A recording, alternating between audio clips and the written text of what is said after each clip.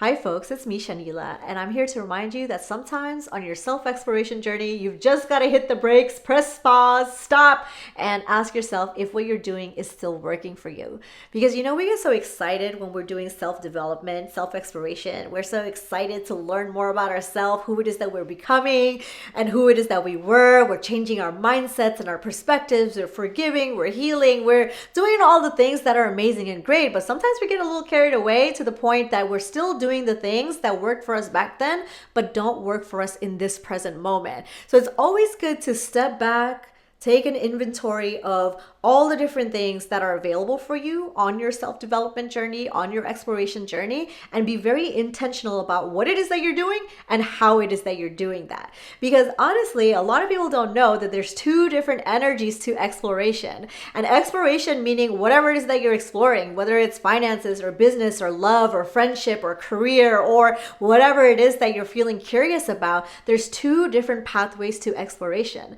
The first being an activation path and the second being a restoration path. And both of these exist together. It's not like you pick one or you pick the other one. You have to have both of them, and you have to have both of them in balance. So I'll start with activation because it's exactly what it sounds like. It's active healing, it's active pursuit, it's active intentional doing.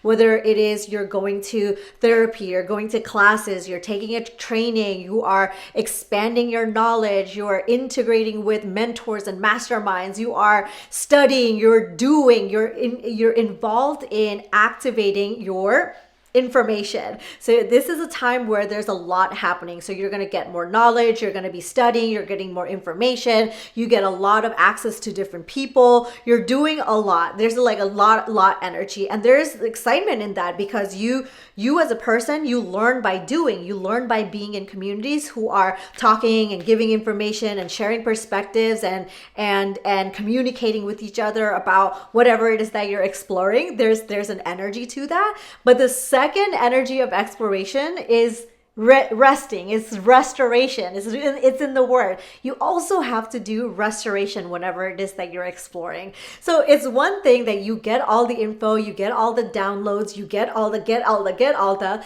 but then you also have to sit and let that information marinate. You have to let it integrate. You have to let it rest. You have to let it just settle down for a little bit.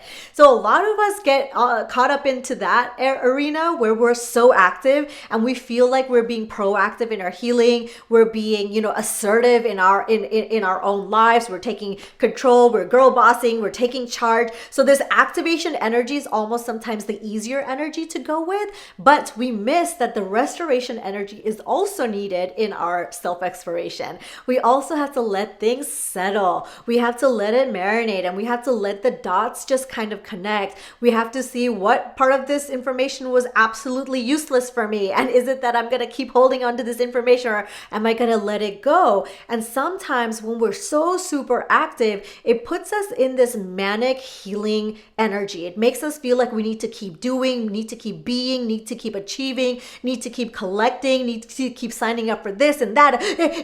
There's this like super active kind of thing, which is like, yeah, there's a part of that. Like you should be, like you should take energy and agency and ownership of the things that you want to do, but also let it rest. You have to let things rest and allow it to restore. So the reason that we're having this conversation in this context is that many of us in our self-exploration journey fall on one side or the other, where it's like you've been sitting with information for like 12 years now and you have no intention of ever utilizing this information. And some people are just collecting, and they don't know what to do with it because they haven't allowed time for it to settle. So both of these things want to come in balance. And you might be somebody who's like naturally more inclined to one arena or the other. Maybe you're like more resty, or you're more activity, or perhaps you're somebody who studies Ayurveda and wisdom tradition, so you understand about doshas and your constitution. So maybe you're like very fire energy, you're always burning both ends of the candle, or you're somebody who's on the on the more earthy vibe, but too earthy to the point where you're so rooted that you can't get up and like do the thing. There's a balance that's wanting to be had. So now this is your invitation to say, you know what? You have been doing your healing work and that's amazing. And I love that for you. But is it time to rest? Like, is it time to kind of let your body navigate what rest feels like? What it feels like when you're not always going, when you're not always doing, when you're not always like busy navigating the next thing, more info. Is there a rest period? Because the thing about self-exploration, but the thing about life is that everything is ebb and flow. It comes up and down. So there's seasons of activation where it's like, yeah, maybe you don't want to sit today. Maybe today is the day where you're like going and getting information and you're just like really riled up about it. But there's also another season where it kind of calms back down. We can think about this seasonally in actual seasons of the year, where there are seasons that do this, the sine curve. There's also times of the month that does this. Menstruation does this. Your body chemicals does this. Your the moon cycles does this. Everything does this ebb and flow. And so perhaps you take an inventory of how it is that you're functioning and you're dancing with these two energies. Do you have a relationship with rest? And is it a positive one, or is there something that you can improve upon? And how is your relationship with activation? Do you feel fear? Do you feel like, oh no, like it makes me so scared to think about like activating? Or are you somewhere in the middle where it's like, yeah, there's seasons where I feel like I need to study and I need to get more info, I need support, and I need to, be immersed in a group that is like, informing the way that I'm thinking, the way that I'm feeling, the way that I'm integrating. And sometimes I just need to be out of that so that I can be tuned into my own channel, so that I can be downloading information that is meant for me to come through my channel. And I can't do that when I'm overwhelmed with info.